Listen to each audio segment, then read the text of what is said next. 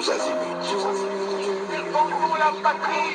Peuple congolais, il est temps de nous lever, de nous serrer les coudes et d'agir pour défendre notre patrie, notre intégrité territoriale et l'intangibilité de nos frontières. La République démocratique Batela Ekolo, Bendele Koyate.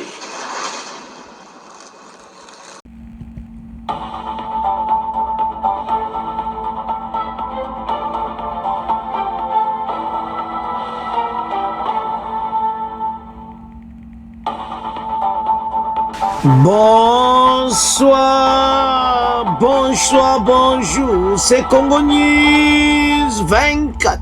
Bande Konanga, comme toujours avant de commencer notre émission, nous disons merci à Dieu. Nous disons merci à nos chers abonnés et téléspectateurs qui nous suivent partout dans le monde et en RDC. Bande Konanga, soyez les bienvenus. L'émission n'a besoin de cela ensemble, ma solo Yamboka. À la une, chers téléspectateurs, on va commencer cette émission Bandeko. Oye Yindi. Makambo oye les gars qui na sit in. Gouvernement pe asengi. Et te basa la banquette. Alors, Tokoyoka. Makambo ibelo les gars qui. Mais, d'abord, Bandeko, l'église catholique, na église SCC et Yindi. L'église SCC va lui battre pour réforme constitutionnelle, mais l'église catholique va lui non. Ba monde va comme bête na mitu. Match ça mugulu. Malgré ba le bête, parce que c'est tout développer ensemble. Et puis on va toquer na deuxième point na biso Kabila. Bandeko makambo za grave. Kabila oikanda le baki to comme le quoi Soudan. Donc Azo préparé à déclarer Kivu indépendance. Makambo za grave. Et puis tu clôturer mission na biso. James Kaberebe sous le feu des USA, Rwanda, makambo za grave. Tu développer ensemble. Chers téléspectateurs, émission na biso bandi et comitant tout cela ensemble ma solo Yamboka. Bande ko toko bande mission na biso avec l'église catholique, l'église SCC Bayo Kaniti. SCC a changé langage. A l'obéi, a supporté la réforme. Mais, a l'obéi après dialogue. Mais ça a façon de parler. Et alors que l'église catholique, catégoriquement non, n'a pas kambo, ou y a constitution. Balinga taba touché le côté. L'église mi balé comme betana, mi tout est ça qui non. Bango na bango bakopotana. Parce que l'autre a raison et l'autre n'a pas raison. L'église et c'est bayo comprendre que non. Président Félix a raison. Constitution où il faut pas salango ba réformer. Makambo za na constitution na mbatu pena balingi mboka bakoluba ba révision. Mais l'église catholique a boy. L'église protestante bien non. Toko sala. Mais en tout cas to solo là après. Mais ko solo la fatia ça le toko solo là. Donc l'église catholique a ça d'accord. Et l'église protestante, je m'excuse, SCC, bah ça d'accord. Mais l'église catholique ba boy. Makamboyo et qui ne peut pas lui parce que au moins ba sango balingana bango d'abord président Félix. Mais tu as ça cabine chaque fois. Même si vous n'aimez pas, je m'excuse, même si vous n'aimez pas le président, mais aimez votre pays. Nous sommes là pour le pays, pas pour bateau aïe, fatia kemu susu aïe, non, toi là pour la RDC. Basa le no komambe pour la mboka. Tout changer ango. Olinga président Félix, olinga été, tout changer. Mais l'église catholique a dit non. Et c'est a changé ma solo. Total. Bande Rotozana Sewana, na côté droite, Constitution, Église protestante, valide la réforme, mais après les dialogues. Même tonalité dans le potentiel, qui titre 101 Loi référendaire, Kabila dénonce une dérive vers un pouvoir sans limite. Le quotidien, bandeko na makambo nyonso, soki to Hollanda, bo comprendre que bateau yo, bazampo, yango moni, l'église protestante, ba na raison. Ba yo comprendre que il faut qu'on change kaka. Ozomana. Mais belé wana tout, ba sepelité. Bango, ba lingité, mais ba église protestante bandimi. Ya ontina tolo ba ke bandeko tala. Bato yo balingi mboka te foto ke bana bango. Parce que balingi mboka te. Et c'est comme ça. Makambo nyonso ndenge ezokende. Ezosala pena propriété. Alors, mpona makambo na bango oyo yango moni baza ko continuer kaka ko bebisa mboka l'église catholique. Ata kutolingi mboka ngote. Mais makambo ya mboka batu baponi bo accepter quand même yango.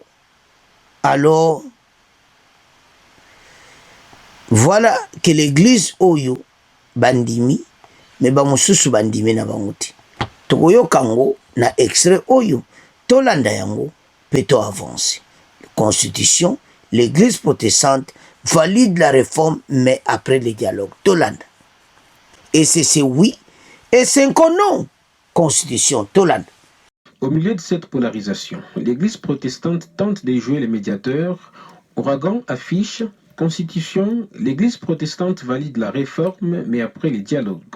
Réunie à Kinshasa lors de sa 66e session extraordinaire, l'Église du Christ au Congo accepte les principes d'une réforme constitutionnelle à condition qu'elle intervienne dans un cadre national inclusif et apaisé. L'ECC appelle au dialogue entre acteurs politiques et affirme que la Constitution demeure avant tout un pacte de survie collective. Cette position suffit toutefois des réserves au sein de l'opposition qui y voit une ambiguïté. Autre dossier largement commenté, l'affaire des experts des Nations Unies Aïda Catalan et Michael Sharp.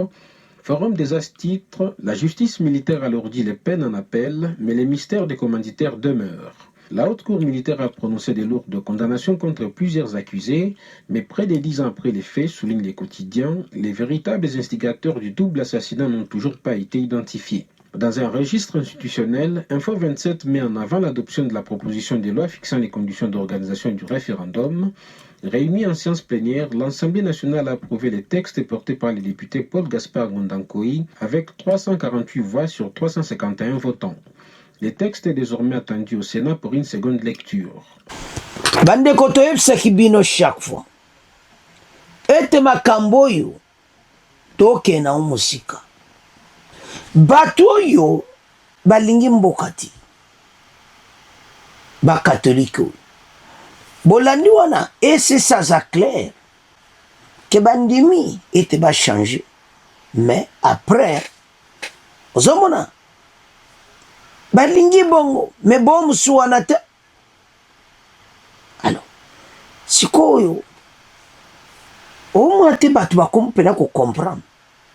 Tant l'église protestante va comprendre, catholique atikali na mobulu. Pour catholique bana kalazane muta opposition ka. Donc bamba kuma be parti politique. Le kola Martin Fayulu mutu na bamba pona ki na 2018. Ti lelo. Donc zomona clairement que baza côté à côté. Baza balingi ba musulmani makamboyo mboke zo lingati. Constitution ça m'a bien faut changer. Mais tu as félicité l'église protestante, bah yo comprendre l'habité. Surtout là, na catholique, tu comprends. Voilà. Et tout s'est fait. Et maintenant, bah sango bazana soni yako sakanati. Tu sais ma kamoga ndeto kenango. Et c'est ça, c'est vraie condition.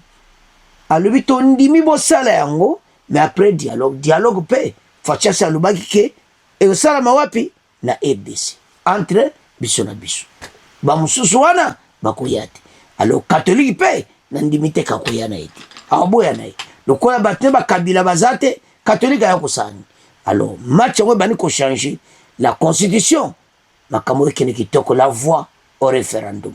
Lokola ECC andimi catholique botika na position. Match ça grave. Avançons. Donc maintenant la deuxième point na biso. Bandeko deuxième point c'est sit-in. Oui, salamaki. Ils ont salamawa. Tu sais que bateaux ils sont au service de l'autre. Ba faïlou na ba aventure les gars qui musu ba juba chemise ba saso ba tomate soki nini ba tio do mawato pona koloba ke voilà mutazoki et tout ça. Oui, ba musu ba zoki ne se sanga azoki pene na monia. Mais oya faïlou tozo mona potati. Oh faïlou azoki mais tozo mona potati. Bato yo bazana ba aventure kosakanati. Mais tokotala bon mona na photo na penaki awasa l'interview après ni na mais awa nyari pour sikoyo potango zani izaki ka ba scénario ka monter ba scène bolimbi se bandeko na ono bona moni eza kwa kutu makaba intelligence artificielle ti eza clair que yaya a beta kisoki tomate watu wana marque mais ils ont ça son mawa. De l'autre côté tango zotala biloko yo Kabila lisusu kuna a monté ba scénario na ye ba sa plan na baona Kagame Kivu est comme indépendant ce qui constitution oyo va changer constitution. Bon mona ke bateau les intentions kaka ya mabe. Siko Kabila bateau bazo diriger makako ba foi le tout son pays, je vous assure. Bateau la nyon opposition la majorité. Et lobby Kabila lobby bango. C'est ça nga kuta keneki ne ba nini wana. Donc bazala bango pour bateau yo. Alors que ces gens balingi mbokati. Tant tala biloko ya Congolais bozo mona te tala pays na biso futu lukato telemato lamuka ce qui se passe na pays na biso senga mutu nyonso a telema pona mboka abunda. Et voilà Kabila na sala ki discours na ye alobaka ke to comme modèle à Soudan. Bomoni Soudan ndenge kabwana yena boule yika ke RDCP ko koma lokola Soudan to kabwani kone comme pays musu ye Kabila président de la République kote pe ko simbati ndenga zana kuda zana sanction américaine bazol lukisaye Kabila bientôt les arrêts ba okangai. Alors batika batu toutes ces aventures ba mensonge en tout ça bakozwa nini bozo mona ba situation oyo. Alors bandeko tato tala ba makamba boye eso pesa mao kote kuna sit-in na ba aventure na kati na ba jeu de tomate o makila kote oyo yaya bazo préparer bakabola Kivu et comme à côté Rwanda siko bata bwe bozolanda bango bazolinga mbabo mamboka na biso. Les plans macabres, les plans moko ya mabe e bayeba ete RDC ko tia okabona ti bango nde bako vivre ba sort na bango ba piège tout ba tia ki bango mo ba okota na ba piège wana osomona. Alors tant no tala biloko ezo pesa passe na motema un pays na biso ko la RDC ba aventure ko ba ko lekaboui no bana mboka toko supporter yango ti total. Toko banda avec Kabila après toko loba sir Faïlou dossier ya sit-in ya makila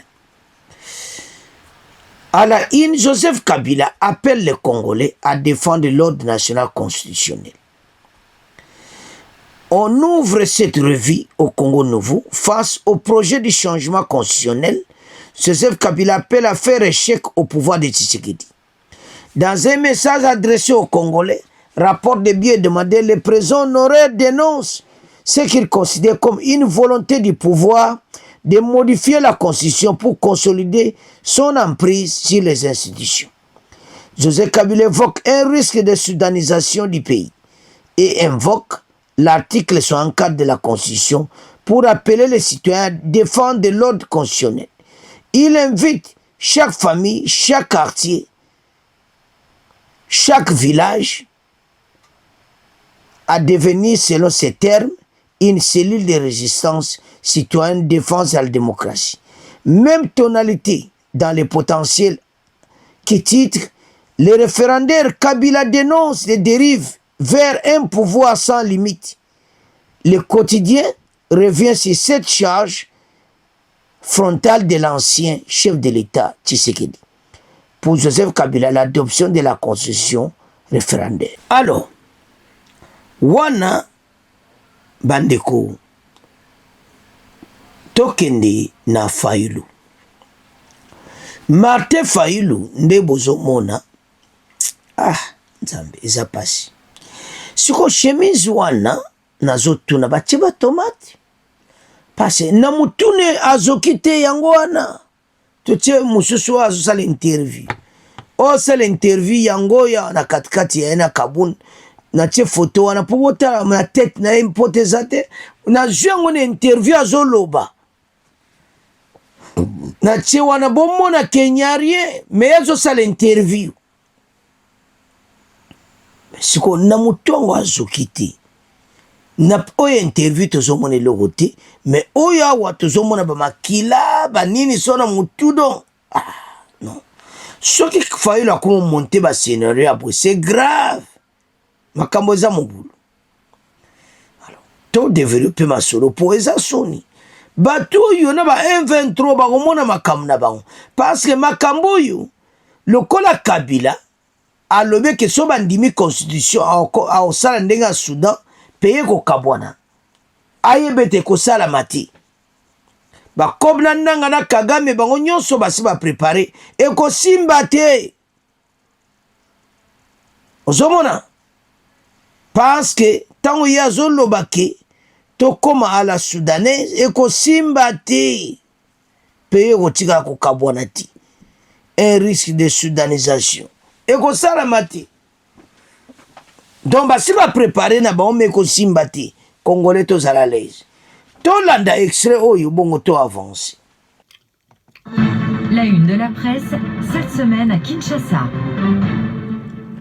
On ouvre cette revue avec Congo Nouveau qui titre « Face au projet de changement de la Constitution, Joseph Kabila appelle à faire échec au pouvoir de Tshisekedi ». Dans un message adressé aux Congolais, rapporte les tri-hebdomadaires, le président honoraire dénonce ce qu'il considère comme une volonté du pouvoir de modifier la Constitution pour consolider son emprise sur les institutions. Joseph Kabila évoque un risque de soudanisation du pays et invoque l'article 64 de la Constitution pour appeler les citoyens à défendre l'ordre constitutionnel. Il invite chaque famille, chaque quartier, chaque village à devenir, selon ses termes, une cellule de résistance citoyenne et de défense de la démocratie. Même tonalité dans les potentiels qui titre à sa une « Loi référendaire, Kabila dénonce une dérive vers un pouvoir sans limite ». Le quotidien revient sur cette charge frontale de l'ancien chef de l'État contre Félix Tshisekedi. Pour Joseph Kabila, l'adoption de la proposition de loi référendaire par l'Assemblée nationale constitue un pas vers la consolidation d'un pouvoir sans alternance crédible. Au milieu de cette polarisation, l'Église protestante tente de jouer les médiateurs.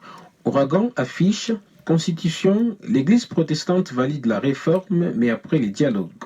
Réunie à Kinshasa lors de sa 66e session extraordinaire, l'Église du Christ au Congo accepte les principes d'une réforme constitutionnelle à condition qu'elle intervienne dans un cadre national inclusif et apaisé. L'ECC appelle au dialogue entre acteurs politiques et affirme que la Constitution demeure avant tout un pacte de survie collective. Cette position suscite toutefois des réserves au sein de l'opposition qui y voit une ambiguïté. Autre dossier largement commenté, l'affaire des experts des Nations Unies, Aïda Catalan et Michael Sharp.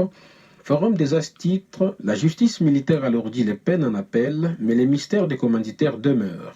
La haute cour militaire a prononcé des lourdes condamnations contre plusieurs accusés, mais près de 10 ans après les faits, soulignent les quotidiens, les véritables instigateurs du double assassinat n'ont toujours pas été identifiés. Dans un registre institutionnel, Info 27 met en avant l'adoption de la proposition de loi fixant les conditions d'organisation du référendum. Réunis en séance plénière, l'Assemblée nationale a approuvé les textes portés par le député Paul Gaspard Ngondankoy avec 348 voix sur 351 votants. Le texte est désormais attendu au Sénat pour une seconde lecture. Bande Kotolandi Kabila. Bozomona teke bato pena balinga na baomboka te. Bazwa kaka peyo kaka bakabola yango. À la sudanisation ekosama te. Référendum ekosalama. Makambo tu ekosalama. Bako changer constitution. Congolais à la parole, la voix au peuple. Donc voix référendaire et ça pour les mena. Parce que bato ekosimba te. Ya onti tolo ba Congolais to zamayele. Na citation to zalango la RDC to fungola miso na bayina biso. Wana toyoki wana makamba Kabila mboke kabona ti. To kene na mutu na ye Fayulu. Fayulu koto ye labeza makila. Mais place sokana mutu asa l'interview bandeko nazo mone lokoti. Na bandele interview azoloba prebi nini wana pote zati. Siko bozo mona ba aventure. Bolimbisa bandeko. Azoki me na mutu azoki mema kila. Bon, j'ai des tomates na tika ngona bino. Parce que match za mubulu. Tomo kena pona biso oasuka. Bandeko point oyo makambo eza grave. James Kabarebe sous le fait de USA Yaya asala société na ye ya munene ya kotika Rubaya te akobunda na ngona ba Americain tina suka. Selon ma investigation, société eza na Rwanda. Kagame cede a personne na charge à James Kabarebe. James Kabarebe mutao diriger ba biloko tout proche na ye ba chewana e yebane kemena Yezaya James Kabarebe. Les proches à Kagame. Ba minera Rubaya neka baza kwa cheminer mbala mwe pa Kabarebe oh. Ba multinational ba oso pa Kabarebe vrai mutu ya Kagame. Tala jiwana ba Américain ba ozwa Rubaya. Alors maintenant le feu passe bako perisa bango siko moto ba drone mikolo il faut ba moto ya Rubaya le plus tôt possible na ndenge makambo pe bimi. Alors Kabarebe sous le feu de USA parce que ba bombo ba kozwa ba yo comprendre que bato baza ba aventurier ba sala makambo banda kala ba kop na bango ba benda kama minera Rubaya banda kala. Mais leur gouvernement zali nan ba boto Rubaya te M23 ba GDG passa kabanda kala. Mais ça le savoir les Rwanda Kabila akangane misa chaba tumo kuna ba soldat rwandais mutu wa surveiller Rubaya ka banda kala. Ndio zama kamba kala. Ba Américains siko ba ozong. Et ba zesa Kabarebe directement de quitter. Abende ba plaque ne passe aza sous le feu pour le moment.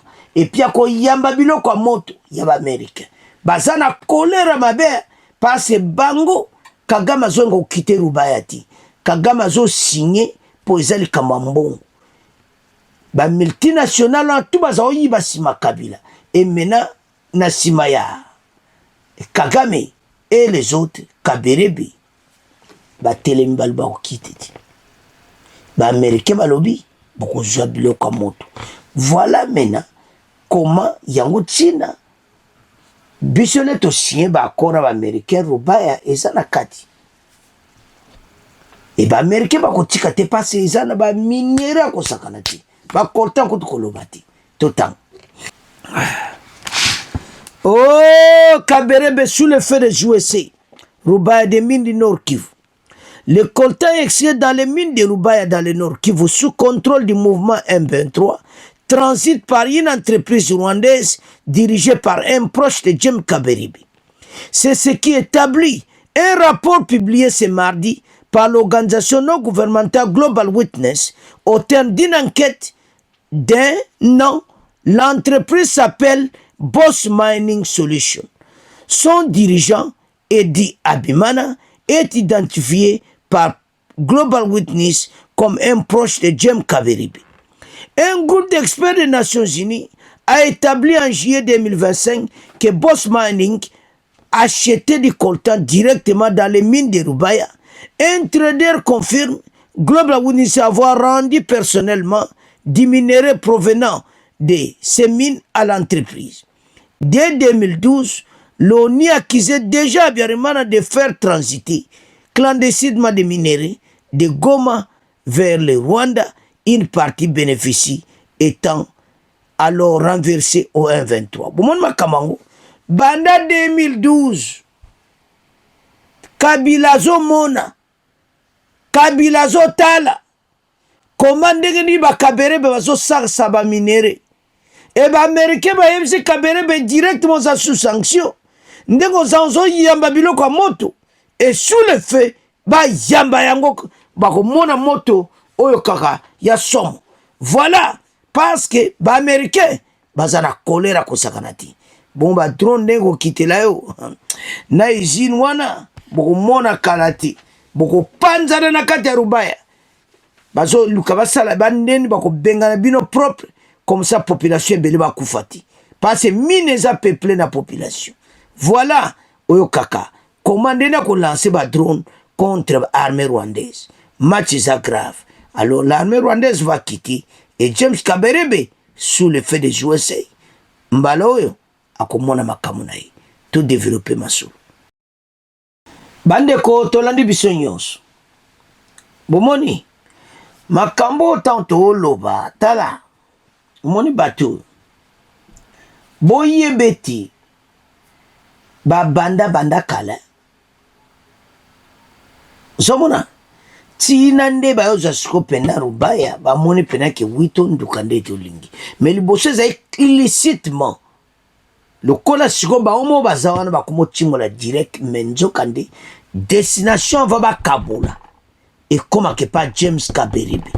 Bolanda très bien. Cette société Boss Mining na Rwanda est James Kaberebe. Et puis il y a proche na Salaga kuna Kagame utilise Kango pour ba minerai transité et kene na multinational. Secret bimi. Osomona bato yo baza bato ba bomimboka na biso. C'est pour cela que James Kaberebe a pena sous le fait parce que ba américain ba tchona programme. Ande ko Rubaya misa ba minerai moko ko sakanati. Ba américain bazana kanda ba boto lango le plus tôt possible. Et bango ba suna pouvoir ti.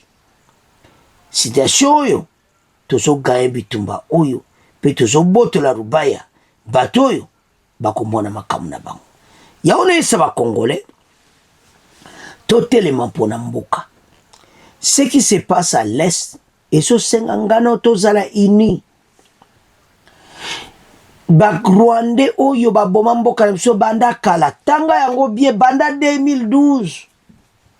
Lelo ba américain ba zongo ba ebisi abima.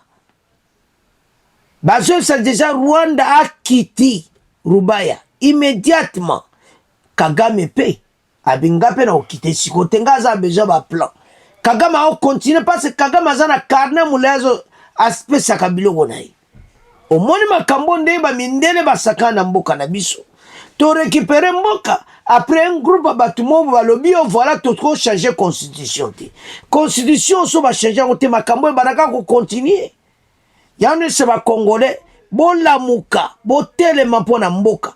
Tous ces gens au mozomna ba salana pour leur propre intérêt baza associés avec Kabila. Les mêmes solo Kabila lobby, les mêmes bateaux opposition ba lobby, ils sont tous payés. Mais mbongo ba ofuta boka mbongo ba boma ki mboka ba détruire mboka juste sege mboka comme na mawatu et lelo ba sakana biso. Alors ba américain ba za la décision à est te savez que ba salela ngo loi na congrès américain que RDC est sonné comme stable. Ba ngana ba dégager Kagame et ses hommes. Tant Kagame a avec ses hommes ba 1-23 ba ko mona na te. Bako sila na ba 1-23 très propre. Pe ba okite place wana. Ba kena kanso ki wapi. Alors bana mboka omoni nde makambo eza totelema mpona mboka tokeba na baennemi oyo. Alors c'est à ce point tokoba clôturer mission na biso. Bon continuez à s'abonner, bon partager. Au revoir, à la prochaine.